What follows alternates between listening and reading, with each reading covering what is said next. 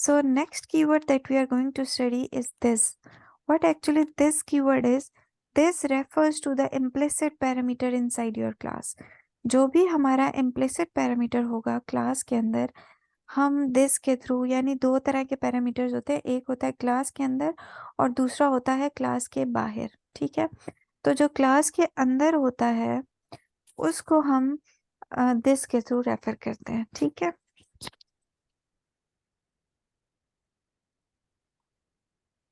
I will show you through the code how we can handle this. This refers to the implicit parameter inside your class, a variable that stores the object on which a method is called. Refer to this to a field, यानी this का मतलब है ये वाला। ठीक है, कौन से वाला, जो कि इनसाइड द क्लास है। और इसको हम फील्ड यानी वेरिएबल के साथ भी यूज कर सकते हैं, इसको हम मेथड के अंदर भी यूज कर सकते हैं और इसको हम कंस्ट्रक्टर के अंदर भी यूज कर सकते हैं। इसका प्रैक्टिकल यूजेज स्लाइड में देखते हैं, फिर हम आगे जाएंगे। यहाँ देखें, ये है एक कॉन्स्ट क्लास, इसके अंदर नेम, एज, वेट और के, ये चार पैरामीटर्स हैं और एक कंस्ट्रक्टर है इसके अंदर कॉन्स्ट क्लास के नाम से। अभी मैं इसके अंदर अगर करूंगी, यहाँ देखें कंस्ट्रक्टर के अंदर जैसे ही पैरामीटर है ना, उस पैरामीटर का नाम भी नेम है और यहाँ मेन क्लास के अंदर भी जो पैरामीटर है उसका नाम भी नेम है। यानी जो पैरामीटराइज कंस्ट्रक्टर है वो भी नेम है और जो ये वाला नेम है ये भी नेम है। ठीक है, तो अब इन दोनों को डिफ्रेंशिएट करने के लिए जरूरी हो गया कि कहीं पर हम दिस का कीवर्ड यूज करें। ठीक है, अब दिस का कीवर्ड रेफर करता है, दिस मीन्स वो वाला वेरिएबल जो इस क्लास का है, ये वाला। ठीक है, नाम से ही समझ आ रहा है कि दिस मीन्स इम्प्लिसिट रेफरेंसिंग, यानी जो क्लास का अपना वेरिएबल है। तो क्लास का अपना वेरिएबल कौन सा वाला है, ये वाला। ठीक है, तो दिस डॉट नेम्स मीन्स के ये वाला नेम और अकेला नेम्स मीन्स के ये वाला नेम। वैसे अगर आप दिस डॉट नेम के बजाय simply named equal to name लिखो तब भी इशू नहीं आएगा, लेकिन this is just for the clear understanding. This dot name का मतलब है क्लास का नेम। ठीक है, वो वेरिएबल जो कि क्लास के अंदर है, वो नेम वेरिएबल जो क्लास के अंदर है। यहाँ क्लास के अंदर ये है। ठीक है, तो this dot name equals to name. Next is const class, इसमें अब डिफरेंट है, इसमें एक इंट है ए, जबकि यहाँ पर जो वेरिएबल यूज हुआ हुआ है एज। अगर मैं दिस को यूज करूंगी तो ऑब्वियसली मैं एज के साथ यूज करूंगी, क्योंकि दिस हमेशा इम्प्लिसिटली क्लास के वेरिएबल को कॉल करने के लिए यूज होता है। और इसी तरह से this dot name, this dot weight, this dot k, इन तीनों का मतलब है दिस के साथ जो यूज हुए हैं कि वो इस क्लास के वेरिएबल्स हैं। और क्लास के वेरिएबल्स ये हैं, ये जो वेरिएबल्स हैं ना, ये कंस्ट्रक्टर के वेरिएबल्स हैं, या आई शुड से ये कंस्ट्रक्टर के पैरामीटर्स हैं।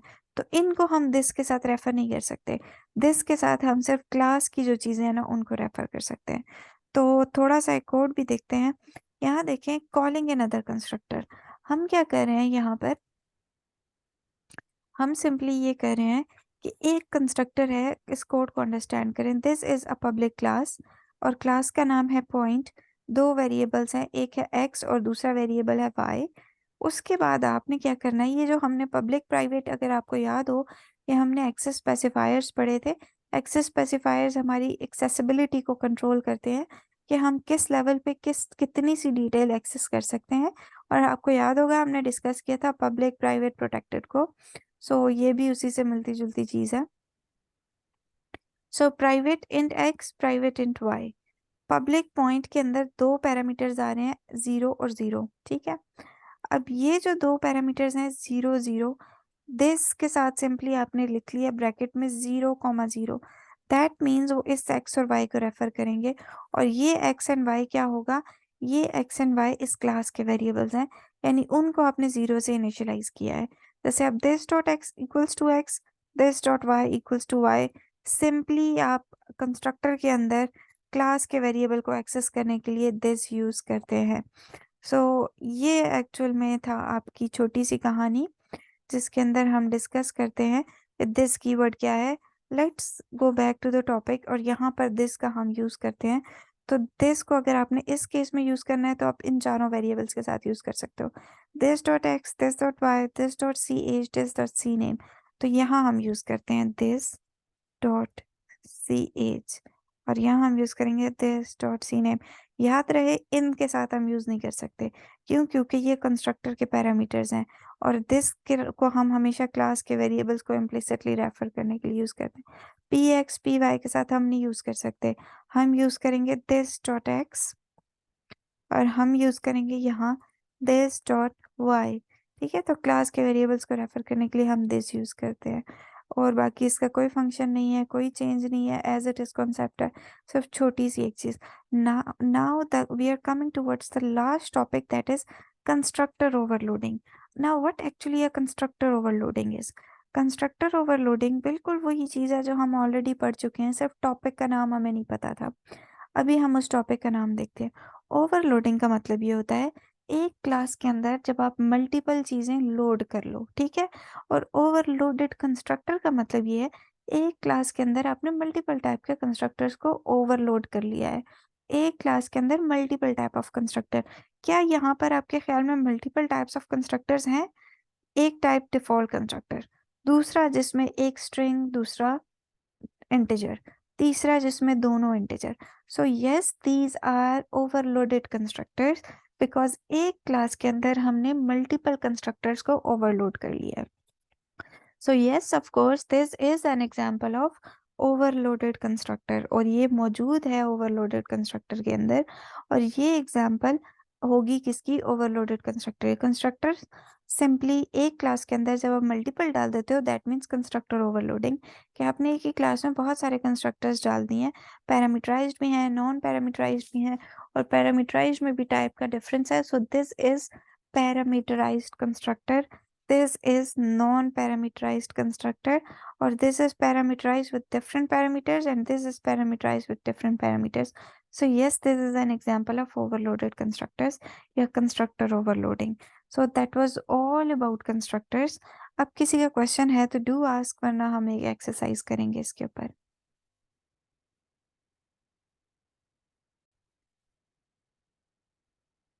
आज हमारी लैब 3 के अंदर जो टॉपिक ऑफ डिस्कशन है, दैट इज कंस्ट्रक्टर्स।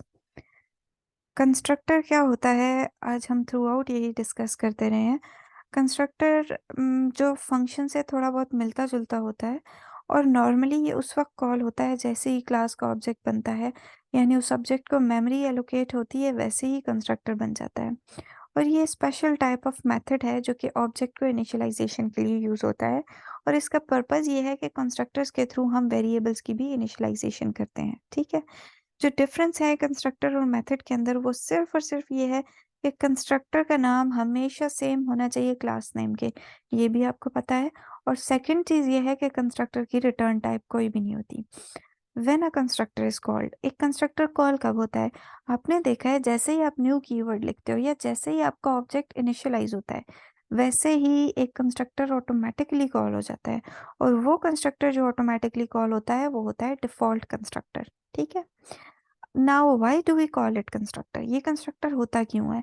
इसलिए ये कंस्ट्रक्टर होता है क्योंकि ये ऑब्जेक्ट को कंस्ट्रक्ट करता है, ये एक तरह से ऑब्जेक्ट को क्रिएट करता है, ठीक है। और नॉर्मली हमें क्लास के अंदर एक्सप्लिसिटली कंस्ट्रक्टर लिखने की ज़रूरत नहीं पड़ती। अगर आपने किसी क्लास में कंस्ट्रक्टर नहीं लिखा, उसके बगैर भी ये कंस्ट्रक्टर ऑटोमेटिकली एज्यूम हो जाता है। दैट इज़ डिफ़ॉल्ट कंस्ट्रक्टर जो ऑटोमेटिकली एज्यूम होता है। पैरामीटराइज कंस्ट्रक्टर को हमेशा लिखने की ज़रूरत रहती है। Rules for creating Java constructor, constructor must constructor should be always similar to that of class name. The name of constructor should be similar to that of class name. Sorry, जो class का name है वही आपके constructor का name होना चाहिए। और constructor must have no explicit return type. जैसे हम फंक्शन में लिखते हैं कि रिटर्न 0, रिटर्न 1, रिटर्न 10, या इवन हम वॉइड लिखते हैं, दैट इज कि फंक्शन कुछ रिटर्न करेगा या कुछ रिटर्न नहीं करेगा, वो चीज़ें कंस्ट्रक्टर में नहीं होती। टाइप्स ऑफ जावा कंस्ट्रक्टर्स हैं दो। एक होता है डिफॉल्ट कंस्ट्रक्टर, जो आप ना भी लिखो तो फर्क नहीं पड़ता, जावा उसको ऑटोमेटिकली एज्यूम कर लेता है। हमने देखा अपने कोड में, हमने नहीं भी लिखा तो ऑटोमेटिकली एज्यूम हो गया। और दूसरा होता है पैरामीटराइज्ड कंस्ट्रक्टर, जो कि वो कंस्ट्रक्टर है जो जिसके अंदर पैरामीटर्स होते हैं। ये भी हमने जो कोड लिखा था यहाँ पर, उसमें अगर आप देखें तो ये जो डिफॉल्ट कंस्ट्रक्टर है वो इसकी बात हो रही है। अगर ये यहाँ आप ना भी लिखें तब भी ये एज्यूम हो जाता है, ठीक है। इसको आप यहाँ से हटा दो तब भी ये एरर नहीं देता, ये ऑटोमेटिकली एज्यूम हो जाता है कि भाई ये एक कंस्ट्रक्टर है जो इस क्लास के अंदर मौजूद है। Okay okay okay, now there is an interesting factor, बहुत इंटरेस्टिंग चीज़ है, प्लीज फोकस ऑन इट। मैं यहाँ इस सब पार्ट को मिटा रही हूँ, जो कंस्ट्रक्टर है इन सब को I am going to remove it. ठीक है, अब मैं इसको रन कर रही हूँ।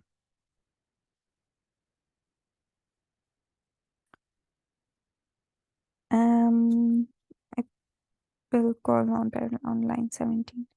Okay, first one.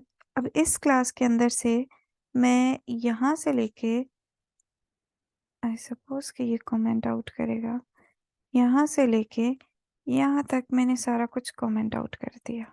ठीक है, मैं एक चीज़ आपको समझाना चाह रही हूँ, ये बहुत ज़रूरी है।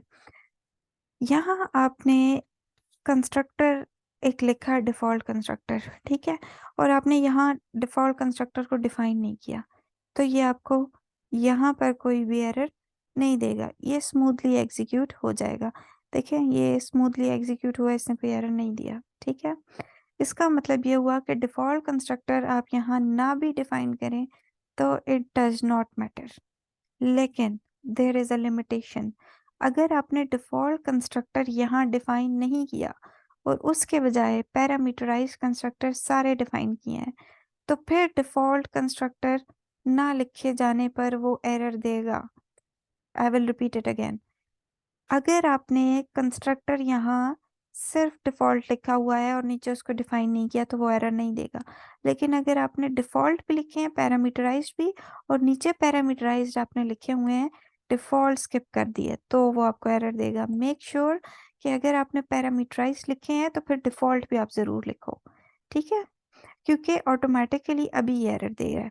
अभी ये एरर इसलिए दे रहा है कि यहाँ पर आपने डिफ़ॉल्ट कंस्ट्रक्टर बनाया है, कॉल किया है, लेकिन यहाँ आपने डिफ़ॉल्ट को कॉल नहीं किया, आपने पैरामीटराइज़्ड को कॉल कर दिया। जबकि स्लाइड वाला बंदा तो ये बोल रहा है, या हमारा कॉन्सेप्ट ये बोल रहा है कि डिफ़ॉल्ट कंस्ट्रक्टर तो ऑटोमेटिकली कॉल होता है, इसको कॉल करने की ज़रूरत नहीं पड़ती। ये खुद ब खुद कॉल हो जाता है, ठीक है, जैसे ही ऑब्जेक्ट बनता है। लेकिन उसमें भी एक लिमिटेशन है, और वो ये लिमिटेशन है, अगर उस क्लास में पैरामीटराइज्ड आप लिख के डिफाइन कर सकते हो, तो फिर आपको हर सूरत जो नॉन पैरामीटराइज्ड कंस्ट्रक्टर है वो भी लिखना पड़ेगा। और वो आप कैसे लिखते हो? सिंपली आपने लिख लिया कॉन्स्ट क्लास, बेशक खाली हो but it should be there, क्योंकि आपने पैरामीटराइज लिखे हैं तो फिर नॉन पैरामीटराइज भी आपको लिखना पड़ेगा। अदरवाइज ये आपको, जैसे ही मैंने ये ऐड किया, इसने एरर देना ख़त्म कर दिया। लेकिन अगर आप यहाँ से ये वाले कंस्ट्रक्टर रिमूव करेंगे तो फिर वो इस पे एरर नहीं देगा, क्योंकि नॉन पैरामीटराइज उसमें कोई भी मौजूद नहीं होगा। बहरहाल हम लैब डिस्कस कर रहे थे, और लैब में हम डिस्कस ये कर रहे थे, type of Java constructor default constructor होता है और दूसरा होता है पैरामीटराइज्ड। ये दोनों हमने देख लिए कौन कौन से हैं। देन कम्स जावा डिफ़ॉल्ट कंस्ट्रक्टर। डिफ़ॉल्ट कंस्ट्रक्टर वो होता है जिसमें कोई भी पैरामीटर नहीं होता, और वो उसका नाम इस तरह से होता है, class name. Angular brackets normally हट जाती हैं, ये सिंटैक्स को शो करने के लिए यूज़ होती हैं। जो भी आपका क्लास नेम है वही आपके कंस्ट्रक्टर का नेम है। Then comes round bracket and curly bracket के अंदर आप इसकी बॉडी लिखते हो। जैसे आपकी बाइक क्लास का नेम है बाइक वन, तो आपके कंस्ट्रक्टर का नाम भी बाइक वन ही होगा, और बाइक वन के नाम से ही आप ऑब्जेक्ट बनाओगे। ठीक हो गया। फिर हम ये यूज़ क्यों करते हैं पैरामीटराइज कंस्ट्रक्टर? हम वेरिएबल्स को इनिशियलाइज करने के लिए यूज़ करते हैं, to provide different values to distinct objects. अपनी मर्जी से, मैंने बताया था, जैसे आई को इस फंक्शन में आप कोई और वैल्यू दे दो, इस कंस्ट्रक्टर में आई को आप 10 वैल्यू दे रहे हो, और यहाँ आप आई को कोई और वैल्यू x जो कि मेन से आ रही है वो वैल्यू आप असाइन कर रहे हो। ठीक है, so purpose of constructor is, और parameterize constructor is, to provide different sort of values. इसी तरह से यहाँ पर एक्टर है, एक्टर एक कंस्ट्रक्टर है और आपने उसको पब्लिक लिख लिया। हमारी चॉइस होती है, हम इसको पब्लिक बना सकते हैं, हम इसको प्राइवेट भी बना सकते हैं, और हम इसके साथ कुछ ना भी लिखें तब भी ओके है। और आपने इसको फर्स्ट नेम को कोई वैल्यू दी फर्स्ट, और लास्ट नेम को वैल्यू दी लास्ट। अब रिमेंबर कि ये फर्स्ट और लास्ट वैल्यूज हमेशा यहाँ जब आप मेन से कॉल करते हैं ना तो आपको प्रोवाइड करनी होती हैं। ठीक है, सो मेन से ये वैल्यूज फर्स्ट और लास्ट की आएंगी, जो फर्स्ट नेम और लास्ट नेम को असाइन होंगी। ऑब्जेक्ट आप इसका कैसे बनाएंगे? ये आपने ऑब्जेक्ट बना लिया, और ये ऑब्जेक्ट बनाते वक्त आपने इसको फर्स्ट और लास्ट की वैल्यू पास की है। एर्नल जो है ये फर्स्ट में जाएगा, और ये वाला जो नाम लिखा हुआ है ये लास्ट में जाएगा। ऑटोमेटिकली फर्स्ट नेम और लास्ट नेम को आपने इनिशियलाइज कर लिया। बिल्कुल इसी तरह से आपने फिर 3 पैरामीटर्स लिए, स्ट्रिंग फर्स्ट, स्ट्रिंग लास्ट और बूलियन गुड। तो फर्स्ट लास्ट में ऑटोमेटिकली आपके ये दो नाम जाएंगे, और लास्ट के लिए आपने फॉल्स रखा हुआ है क्योंकि बूलियन डेटा टाइप एक ऐसी टाइप है जो कि ट्रू या फॉल्स होती है। हम इंशाल्लाह लेक्चर्स के अंदर अब दोबारा से, चूंकि हम क्लासेस और कंस्ट्रक्टर्स को देख चुके हैं, तो हम लैब में क्लासेस और ऑब्जेक्ट ओरिएंटेड एस्पेक्ट को कवर करेंगे, और थ्योरी के अंदर हम डेटा टाइप से लेकर फिर ऑपरेटर्स होते हैं, इफ एल्स होते हैं, कंट्रोल स्टेटमेंट्स होती हैं, लूप्स होती हैं, उन सबको हम दोबारा देखना स्टार्ट करेंगे इंशाल्लाह नेक्स्ट लेक्चर से। ठीक हो गया। सो ये आपने पास किया, बाल का ऑब्जेक्ट बनाया। लैब 3, अब ये जो लैब है ना, इसका पार्ट आप पिछली लैब से बिल्कुल मिलता जुलता है। वहां पर आपके पास रेक्टेंगल शेप थी और उसमें आपने दो वेरिएबल्स रखे थे। एक वेरिएबल है यहाँ पर क्लास है आपकी सिलेंडर, और आपने कैलकुलेट डिफरेंट टाइप्स के फंक्शंस करने हैं। एक है सिलेंडर, दूसरा है कैलकुलेट एरिया, तीसरा है कैलकुलेट वॉल्यूम, और इनके फॉर्मूले आपको ऑनलाइन मिल जाएंगे। उनके फॉर्मूलों में सिर्फ आपने रेडियस और हाइट की वैल्यूज जो हैं वो यहाँ से फेच करनी है। ठीक है। और इसके अंदर कंस्ट्रक्टर का कोई पार्ट है? I don't think so. हाँ, ये सिलेंडर, ये जो चीज़ है ना, ये कंस्ट्रक्टर को रिप्रेजेंट कर रही है। ठीक है, क्योंकि as it is class name है, दैट मीन्स कंस्ट्रक्टर पैरामीटराइज्ड भी आपने डालना है, नॉन पैरामीटराइज्ड भी डालना है। जो पैरामीटराइज्ड डालेंगे आप, उसके अंदर दो वैल्यूज होंगी, आर और एच, और वो दो वैल्यूज असल में इन दोनों को इनिशियलाइज करेंगी, रेडियस और हाइट को। बाकी आपने एरिया और वॉल्यूम को कैलकुलेट करना है। सेकेंड टास्क को भी हम थोड़ा सा डिस्कस करते हैं, फिर हम इन दोनों को रफली थोड़ा थोड़ा स्ट्रक्चर में बना दूंगी इम्प्लीमेंटेशन का, ताकि फर्दर डिटेल्स आप खुद उसके अंदर ऐड कर सकें, आपको एक लेआउट मिल जाए और उसकी मदद से आप फर्दर काम कर सकें। लैब टास्क में फर्स्ट टास्क तो बहुत ही आसान है, क्योंकि ये लैब टास्क 2 के रिलेटेड है, उसमें ट्रायंगल के साथ यही काम आपने किया था। यहाँ आप सिलेंडर के साथ करेंगे, सिर्फ डिफरेंस ये है कंस्ट्रक्टर ऐड हो गया है और फंक्शंस थोड़े से चेंज होंगे या फॉर्मूलाज थोड़े से चेंज होंगे। Next is, suppose you have a bank with the initial amount of $50 and you have to add some more amount to it. Create a class. आपने क्लास बनानी है add amount। इसके अंदर इसके अंदर एक वेरिएबल होना चाहिए amount, जिसकी वैल्यू होगी 50। ठीक है। दो कंस्ट्रक्टर्स होंगे, एक होगा विदाउट एनी पैरामीटर और दूसरा होगा विदाउट एनी पैरामीटर। का मतलब 50 के अंदर कोई भी नई वैल्यू ऐड नहीं होगी, लेकिन दूसरा एक पैरामीटर के साथ होगा, और वो अमाउंट होगी जो कि बैंक अकाउंट के अंदर ऐड हो जाएगी, और उस वक्त ऐड होगी जब आप ऐड अमाउंट क्लास के अंदर आप ऑब्जेक्ट बनाओगे और फिर फाइनल अमाउंट को डिस्प्ले करोगे। तो हम इन दोनों को थोड़ा सा करके देखते हैं। इससे पहले किसी का कोई क्वेश्चन है तो प्लीज डू आस्क।